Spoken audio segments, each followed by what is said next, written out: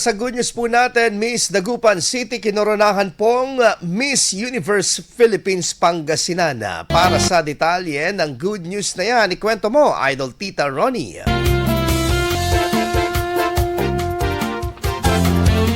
Masayang nagdiwang ang Dagupan City matapos masungkita ng kanilang kandidata na si Donna Rain Nugid ang corona bilang Miss Universe of Philippines Pangasinan noong Sabado, January 24. Sa ginanap na pageant nang ibabaw ang husay ni Nugid sa iba't ibang bahagi ng kompetisyon. Mula sa pagpapakita ng talino at kumpiyansa hanggang sa malino na pagpapahayag ng kanyang advokasya na nagbigay sa kanya ng kalamangan sa mga horado.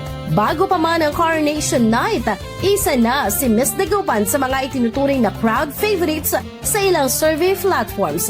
Dahil dito, lalo pa niyang pinaghusayan ang kanyang paghahanda katuwang ang kanyang mga coach na patuloy na gumabay at sumusuporta sa kanya sa buong laban.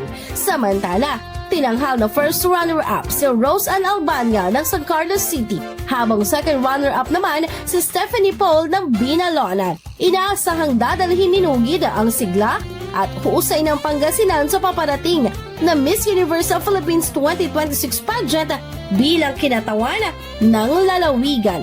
Yan ang ating good news for today. Ako si Idol Tita Ronnie Tatak, IFM. IFM News. IFM News. IFM News.